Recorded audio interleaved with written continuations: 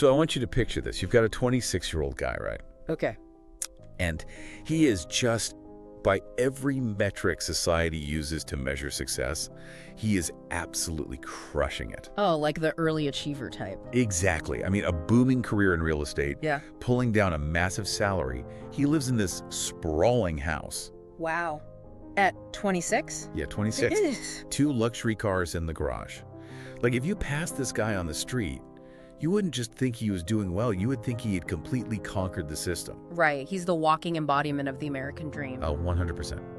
Achieved before his 30th birthday. Which is, the exact blueprint we are all handed, isn't it? Yeah. We want the physical manifestations of wealth, the house, the cars, that outward projection of just absolute financial invulnerability. Right, because achieving that level of visible status, especially that young, is what people spend their entire lives chasing. Absolutely. And here's the catch. The reality of that status was entirely hollow. Yeah, because almost overnight, the market shifts. The banks take a really close look at the over-leveraged reality of his portfolio, and they just call in his loans. Oh, wow. They just demand the money right then and there. Right then. Yeah. They demand the money.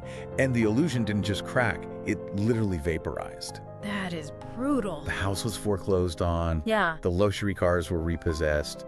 His career effectively flatlines. Just everything gone. Everything. Yeah. Within this terrifyingly short window of time, this 26-year-old financial genius is left standing there with a wife, a new baby, and exactly $12 to his name. $12? $12 in his bank account. I mean, from the absolute pinnacle of projected wealth down to $12, that's just staggering. It really is. And, the reason we are analyzing this specific collapse today for this deep dive is because of who that 26-year-old was. Right.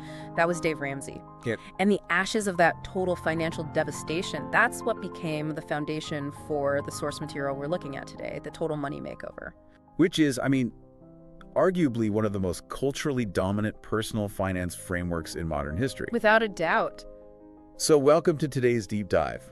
We are unpacking the core architecture of that very framework. Yeah, and to be clear right up front, we are not going to just sit here and read you a list of, basic budgeting tips. Oh, absolutely not. If you are listening to this, you already know how to make a spreadsheet. Right. You understand the basic mechanics of income and expenses. Exactly. What we are really examining today is this radically counterintuitive philosophy. One that basically looks at traditional, rigorous mathematical logic, decides it is fundamentally flawed for human beings, and just throws it entirely out the window. Just tosses it out in favor of aggressive psychological rewiring. Yes. Which is the crucial distinction to make here. Traditional financial mathematics clearly failed Ramsey when he was 26. Right, because he was doing the math, but he wasn't doing the behavior. Exactly. And when you look at the broader economic landscape today, those same mathematical models are failing the vast majority of the population right now. Oh, totally. If personal finance were just a math problem, we wouldn't have a systemic debt crisis. We just wouldn't. We have to look at the behavioral drivers underneath the math. And I really want you, the listener, to hold that thought as we get into this. Just look at the people in your own life. Yeah, look around. Look at the cars sitting in traffic next to you, the houses in those really affluent neighborhoods. The ones that look like they have it all together. Exactly, because we are culturally conditioned to view those things as wealth. But how many of those people are secretly operating a house of cards? A lot of them. Right. How many are one unexpected medical bill or just one missed payroll cycle away from being completely wiped out, down to their own $12? The data suggests that financial fragility is pervasive. Even among really high earners. Wow, really? Oh, yeah. The outward projection of wealth is so often just a direct mask for deep internal financial panic. That makes a lot of sense. And it was sitting in that exact state of panic, looking at his $12, that Ramsey asked himself a deeply clarifying question. Okay, let's unpack this. What was the question? Well, he looked back at everything he had done, the borrowing, the leveraging, the spending, and he realized, I did what every normal person does. So why am I as broke as normal people? Oh, wow. I did what normal people do, so why am I as broke as normal people? Exactly. Let's really examine that word normal, because it carries an immense amount of cultural baggage. Yeah, huge baggage. From a sociological standpoint, we are hardwired to seek normalcy.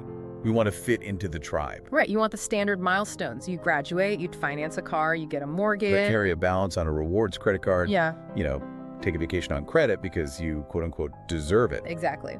But his realization is that if the standard societal playbook inevitably results in financial ruin, then striving for normal is actually striving for disaster. Striving for disaster. That is a heavy realization. It is. When you look at the statistical reality of the middle class, normal is a highly, highly precarious state. Right. Normal means carrying a rolling balance on high-interest credit cards. Normal means living paycheck to paycheck, regardless of how high that paycheck actually is. Yeah, the anxiety of that. Normal is basically a state of perpetual anxiety disguised as consumer comfort. Wow, perpetual anxiety disguised as consumer comfort. That's a great way to put it. And once you recognize that the default state of society is essentially financial servitude, you realize that participating in that system is a voluntary trap. Okay, but I have to play devil's advocate and challenge this premise just a little bit here. Sure, go for it. It's very easy to look back in hindsight and say, you know, normal is broken. But the credit system we live in today, which really accelerated post-World War II, it was designed precisely to democratize access to the middle-class lifestyle. That was the intention, yes. Right, so isn't this normal just a byproduct of living in a modern capitalist society where, you know, leveraging debt is the expected mechanism for growth? I mean, isn't that just how the game is played? It is the expected mechanism, but the flaw lies in how the human brain actually processes that leverage. Okay, what do you mean? Well, the modern credit system evolved way, way faster than our evolutionary psychology. We just are not designed to accurately calculate compounding interest in our heads. Right, our brains don't think like spreadsheets. Exactly. Or to properly assess the long-term risk of a 30-year financial commitment. We are designed to prioritize immediate survival and immediate status. Ah, status. Right, so when the system offers us immediate status, a new car, a bigger house, in exchange for an abstract future cost, our brains almost always take the deal. Because the pain is in the future, but the car is right now. Precisely.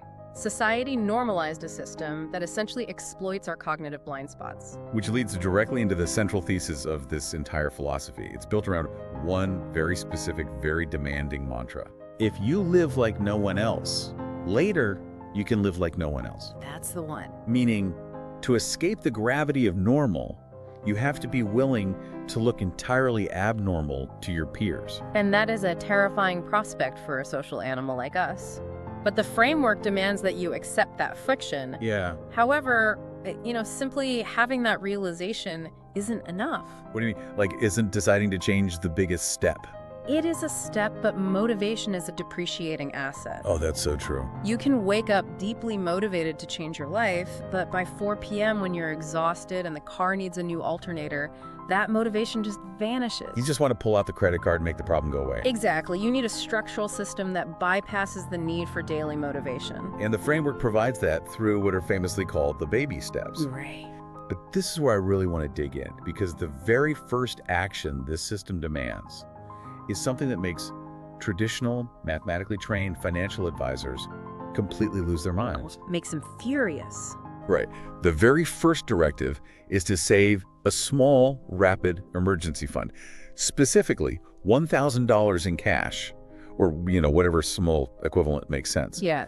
And you must do this before you pay off a single dime of your outstanding debt. What's fascinating here is the friction between behavioral psychology and pure mathematics. Because the math guys hate this. Oh, they despise it. Yeah. If you sit down with a fiduciary or an economics professor, they will look at your balance sheet and strongly advise against this. Right. Because think about it. If you have $5,000 sitting on a credit card that is compounding at 24% annual interest, which is painfully common. very common, taking $1,000 in cash and leaving it in a checking account yielding basically 0% is mathematically irrational. Yeah. It is an intentional, calculated loss of money. So I want to push on that exact point. Yeah. Because let's look at the current economic environment, right? If inflation is running at, say, 4 or 5%, holding $1,000 in physical cash or a non-yield account means your purchasing power is literally bleeding out every single day. You are losing money just holding it. Exactly. Furthermore, Putting that $1,000 toward the 24% credit card guarantees you a 24% return by just avoiding that interest. The math is undeniable. It saves you hundreds of dollars. Why on earth would you intentionally choose the mathematically losing strategy? Like, why would anyone do that? Because of a psychological concept known as learned helplessness, Okay. combined with the reality of how financial shocks actually affect the prefrontal cortex. Oh, interesting. So it's a brain thing. It's entirely a brain thing. You are entirely correct on the math, but life does not execute on a spreadsheet. No, it certainly doesn't. In reality, human beings are constantly subjected to random, unavoidable shocks.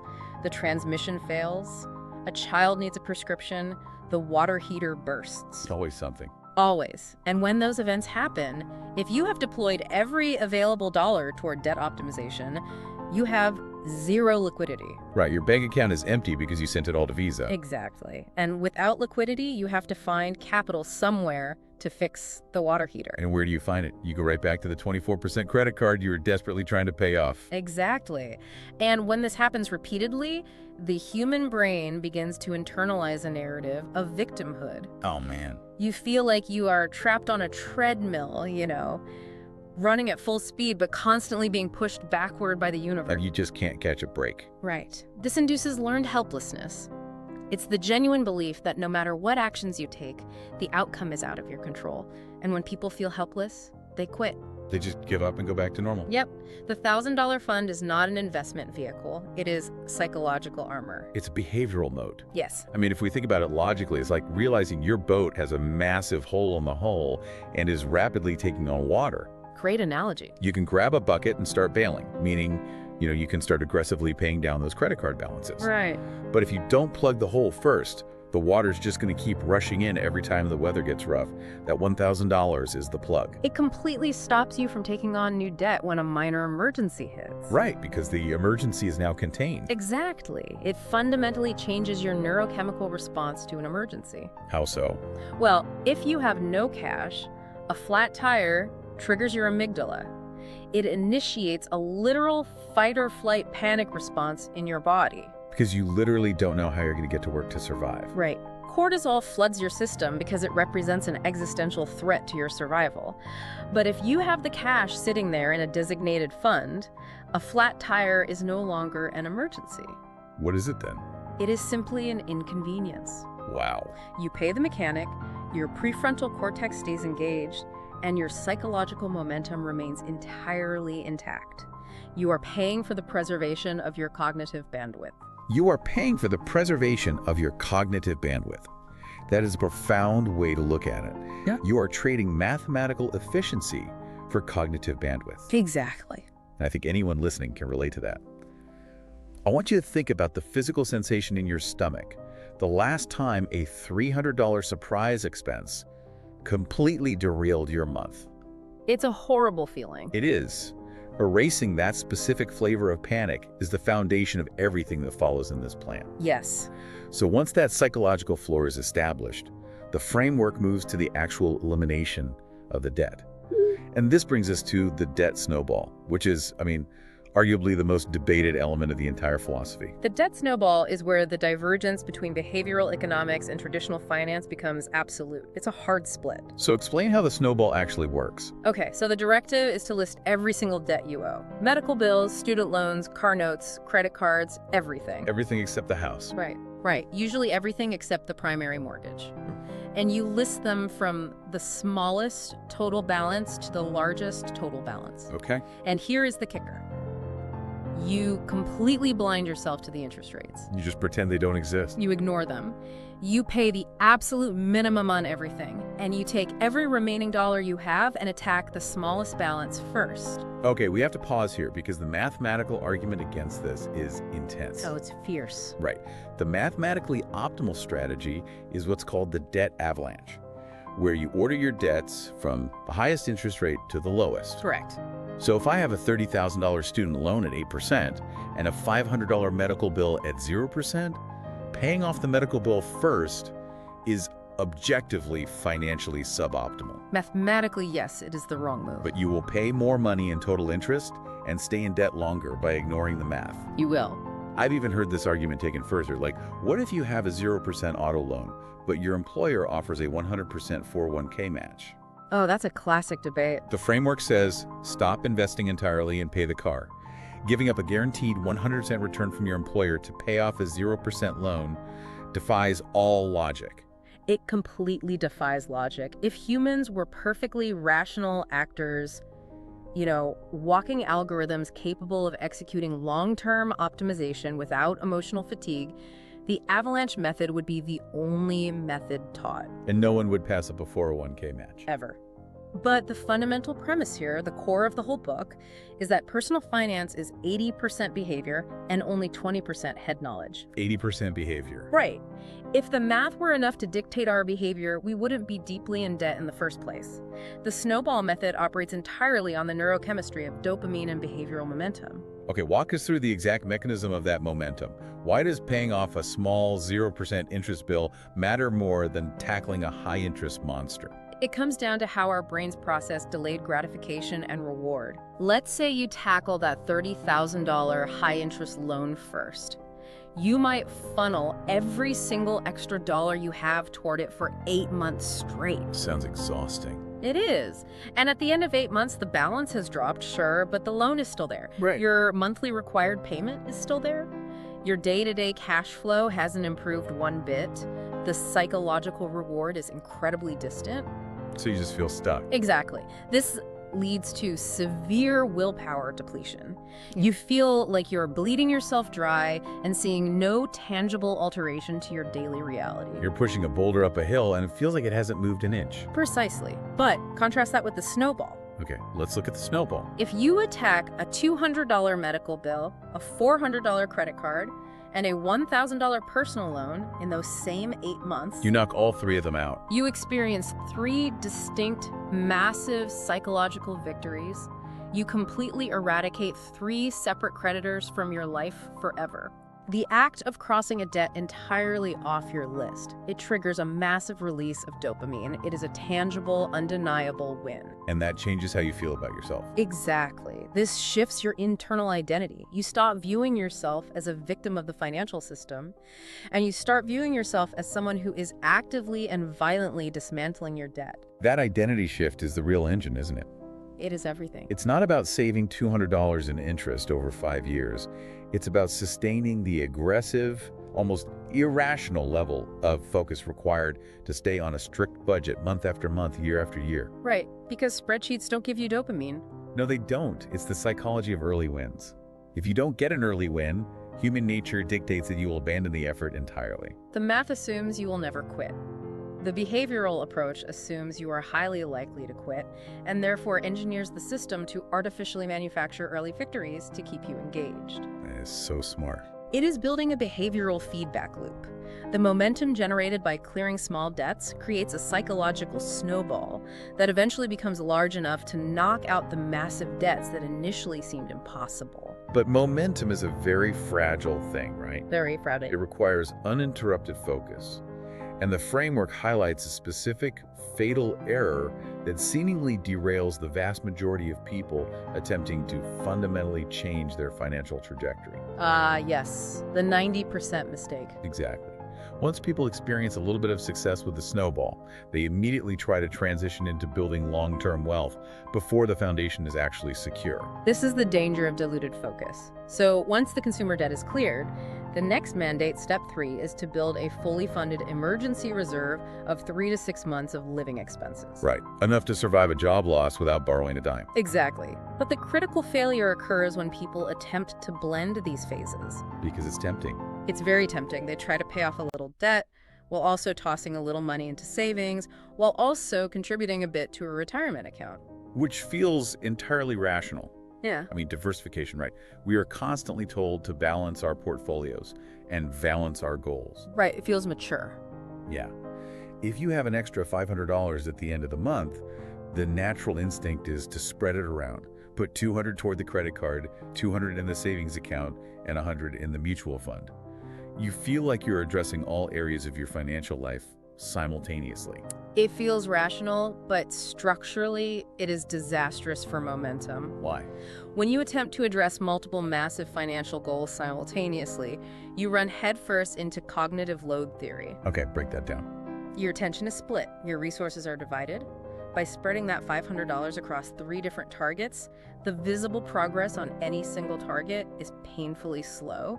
You dilute your kinetic energy. It's the equivalent of, well, the source actually uses this amazing cricket analogy for this exact thing. Oh, the batting and bowling analogy, right? Yes, it's exactly like trying to bowl and bat at the exact same time in a cricket match. Which is physically impossible. Exactly. Yeah. You will end up being perfectly average, or honestly terrible at both, and an expert at neither.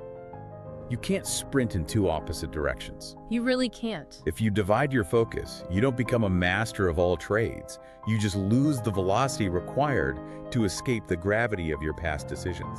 That's spot on. When you take that entire $500 and aim it like a laser at one singular target, the progress is rapid, undeniable, and highly motivating. The framework demands ruthless, singular focus. You do not move to the next objective until the current objective is completely annihilated. Completely. And the power of that singular focus is best illustrated by looking at how it actually manifests in the real world, away from all this theory. Right, let's look at the case study the text provides, because it really crystallizes the level of intensity we are talking about. The teacher couple. Yes, it profiles a couple, both public school teachers. We are talking about 2 people operating on incredibly standard, average median incomes. There are no massive tech stock payouts, no secret inheritance, no 6-figure bonuses, just 2 average salaries. Right, regular folks. And somehow, between the 2 of them, they had accumulated over $100,000 in consumer and student debt. An utterly paralyzing debt-to-income ratio. I mean, for a dual-teacher household, $100,000 in unsecured debt is basically a financial death sentence under normal circumstances. It really is. The sheer math of the minimum payments alone would dictate that they remain in debt until retirement. The text actually notes that their peers, friends, family, colleagues openly mocked the idea that they could ever pay it off. Really? Just openly mocked them? Yeah. It was just accepted as an unalterable fact of their existence. The social consensus was that they would simply carry this burden forever. Because that's what normal people do. Exactly. But by applying this framework, by utilizing the snowball and maintaining singular focus, they cleared the entire $100,000 in 24 months. 2 years. 2 years. To clear 6 figures of debt on an average income in 2 years requires a mathematical delta, a gap between income and expenses that cannot be achieved simply by, cutting back on streaming services or buying generic brand coffee. No, skipping the latte doesn't find you $100,000. It certainly doesn't. It requires a fundamental, violent restructuring of their entire lifestyle. And this brings us to the most uncomfortable reality of the entire philosophy. The social cost. Yes. The behavioral changes required to generate that kind of cash flow aren't just difficult, they are actively penalized by society. Oh, heavily penalized. When reporters or friends asked this couple what the secret was, they were looking for a life hack, right? Of course. They wanted to hear about a clever side hustle or some hidden tax loophole. Instead, the couple revealed a level of brute force sacrifice that polite society genuinely considers unhinged. Unhinged is the right word. They sold their finance vehicles and bought beaters with cash. They furnished their home with used furniture. And they stopped eating out entirely, didn't they? They stopped entering the doors of any restaurant for 2 full years. They severed themselves entirely from the consumer economy. And the social blowback to that kind of behavior is intense. Because it makes people uncomfortable. Right. We are biologically programmed to conform to the behaviors of our immediate tribe. If everyone in your socioeconomic circle is leasing new SUVs, taking annual finance vacations, and dining out 4 nights a week, Which is normal.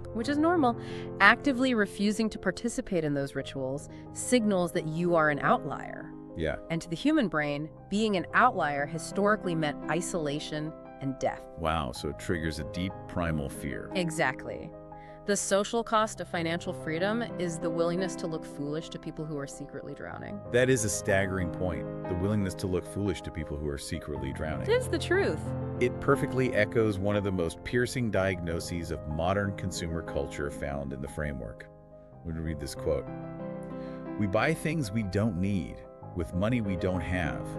to impress people we don't even like. That quote is a masterclass in behavioral economics. It really is. It encapsulates the concept of status anxiety. We leverage our future labor to purchase depreciating assets in the present, purely to manage the perception of our social standing among relative strangers. Which is crazy when you say it out loud. It is deeply irrational, yet it is the central engine of the global economy. And peer pressure doesn't evaporate when you graduate high school, It just attaches itself to higher price tags. Oh, absolutely. If your colleague buys a premium smartwatch on an installment plan, and you feel that psychological itch to replicate that purchase so you don't appear less successful, you have to realize the invisible transaction occurring. You're catching their financial flu. Exactly. You aren't just adopting their aesthetic, you are importing their financial fragility into your own household. Doing what broke people do guarantees you will remain broke. But stepping outside of that paradigm requires an immense amount of cognitive fortitude. You are actively choosing deprivation in a culture that worships instant gratification. And I have to push back here on behalf of human nature. Right? If the path to freedom requires me to drive a rusty car that might not start, sit on a secondhand couch that smells faintly of someone else's dog, and just systematically deny myself and my family every small luxury or joy for years, what is the point? It sounds miserable. It sounds awful. Where's the utility in living like a monk?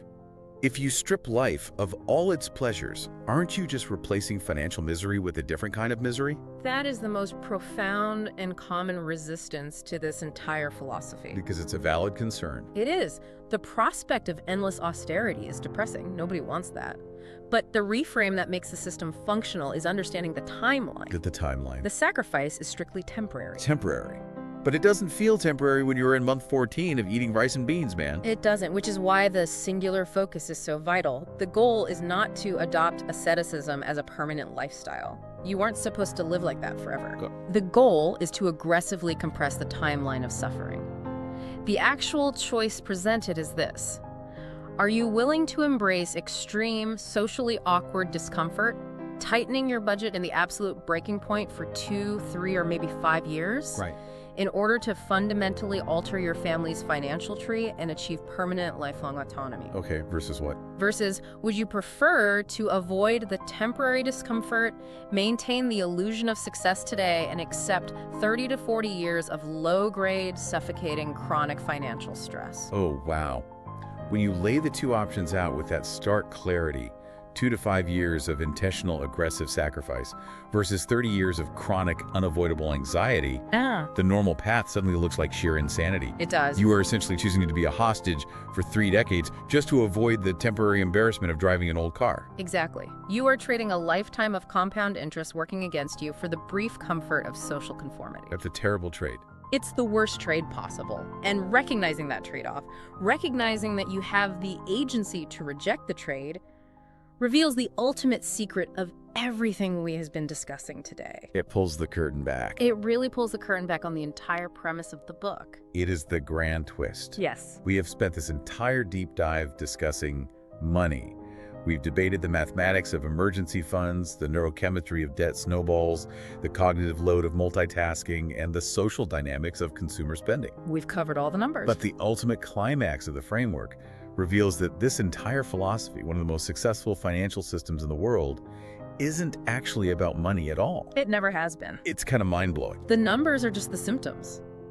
The entire system is a masterclass in cognitive behavioral therapy applied to personal finance. Personal finance is 80% behavior and only 20% head knowledge. Exactly. Let's look at the psychological analogies used to drive this home, because I think they are brilliant. The disconnect between knowledge and action is the defining struggle of the human condition. It's everywhere. Everywhere. We possess absolute knowledge that consuming highly processed food every single day leads to metabolic dysfunction. The data is indisputable. Everyone knows junk food is bad for you. Yet, the fast food industry generates hundreds of billions of dollars. Yep. We possess absolute knowledge that scrolling through short-form video content until 2 a.m. destroys our sleep architecture and cognitive function for the next day. We feel it the next morning. We know it. Yeah. Yet we stare at the screens. We absolutely know that financing a depreciating asset at 12% interest is a wealth-destroying mechanism. Yet, we sign the paperwork anyway. I just sign it. Because the problem has never been a lack of access to financial information. Right. If information alone could alter behavior, the internet would have eliminated obesity and bankruptcy 2 decades ago. We'd all be rich and have six-packs. Exactly. The problem is our internal emotional regulation, our inability to override the desire for present comfort in favor of future security. Yeah. The framework we are discussing is not a mathematical formula. It is a psychological tool designed to forcefully interrupt your default behavioral patterns. Which brings us to a quote that I think operates as the core truth of the entire philosophy. It's a binary reality that leaves absolutely no room for negotiation. What's the quote? You must gain control over your money, or the lack of it will forever control you. There is no neutral ground in a capitalist society. Not at all. You cannot have a passive, non-interventionist relationship with your finances. Either you are the active director, meticulously dictating the assignment of every single dollar. Telling you where to go. Right. Or the money dictates your reality. It decides what neighborhood you can afford to live in, what medical care you can access, how much baseline anxiety you carry in your nervous system, and ultimately how much of your life you have to trade for labor. So let's delve into the psychology of how we allow money to control us, specifically the psychology of avoidance. This is a huge one. Because when the math is bad, human beings are incredibly skilled at pretending the math doesn't exist. We are masters of denial. We really are. If you know you are deeply over-leveraged, if you know the credit card statement that just arrived in the mail is going to be devastating, the most common behavioral response is simply to leave the envelope unopened. Just toss it on the counter. You refuse to log into the banking portal. You actively avoid the reality of your situation. Because confronting that reality induces genuine psychological pain. Factual pain. Yes. Functional MRI scans have actually shown that acute financial stress can activate the exact same regions of the brain that process physical pain. Wait, really? Like hitting your thumb with a hammer? Literally the same pain receptors. Ah. So avoidance is a biological defense mechanism. We operate under the subconscious delusion that if we don't acknowledge the threat is somehow suspended. If I don't look at the bear isn't in the room. Exactly. But financially, the exact opposite is true. The longer you employ avoidance, the more power you cede to the compounding math. The monster in the closet grows exponentially in the dark. It dictates your mood when you wake up. Yeah. It creates micro frictions in your marriage. It forces you to stay in a toxic work environment because the margin of error in your life is absolute zero. You literally cannot afford the risk of a transition. The avoidance doesn't protect you from the pain, it ensures the pain becomes chronic. That's exactly it. But the profound shift happens the exact second you decide to break the avoidance. The moment you open the envelope. The moment you sit down at the table, open the envelopes, tally the exact sum of your debt to the penny, and construct a plan, even a highly unorthodox plan like the Debt Snowball, the psychological dynamic inverts. The fear starts to fade. The fear begins to lose its paralyzing grip. Why? Because fear relies on ambiguity. Oh, that's good. By quantifying the problem, you strip it of its ambiguity. You reclaim your agency. The debt transitions from an abstract existential terror into a tangible, finite mathematical obstacle that you are now systematically dismantling. You force the money to transition from your master to your servant. Precisely. Which brings this entire exploration completely full circle. Back to the beginning. Back to the beginning. Let's return to the image we started with. I want you to think back to that 26-year-old kid in the late 1980s. The real estate prodigy. The prodigy, sitting in the ruins of his heavily leveraged life, holding a bank statement that reads $12. The absolute breaking point of the normal methodology. He didn't salvage his life by discovering a complex algorithmic trading strategy, you know. No. He didn't recover by lobbying for a systemic change to the banking sector or finding some secret tax shelter. He recovered by looking inward. Yes. He recognized that his own behavior, his own deep desire to project wealth rather than actually build it, was the root cause of his collapse. He took ownership. He fundamentally rewired his psychology, rejected the cultural norms of debt, and accepted the friction of being different. And in doing so, Dave Ramsey synthesized his own devastating failure into a behavioral framework that has systematically guided millions of normal people out from under the crushing weight of modern debt. And into actual unassailable autonomy. is an incredible turnaround. It serves as the ultimate proof of concept. Yeah. The spreadsheets, the interest rates, the currency, these are merely the tools, the inanimate objects on the table. Right. The actual game, the mechanism that dictates whether you spend your life building your own freedom or financing someone else's, is happening entirely within the confines of your own mind. It's all in the mind. It is your relationship to delayed gratification, your resilience against peer pressure, and your willingness to aggressively manage your own behavior. A singular, uncompromising decision to break from the herd today is the only variable that can guarantee a different reality tomorrow. And that brings us to the conclusion of our deep dive today. But before you transition out of this analysis and step back into the highly leveraged, perfectly normal world around you, I want to leave you with one final thought to examine. A parting thought. We have spent this entire time deconstructing the reality that personal finance is 80% behavior and only 20% math. But if that principle is true for something as rigid and numerically driven as money, it demands a broader question. What's the question? Take a hard, objective look at the rest of your life. What other major friction points are you currently treating as complicated math problems or logistical hurdles that you just need to calculate your way out of, when in reality they're simply behavior problems, waiting for you to find the courage to change them?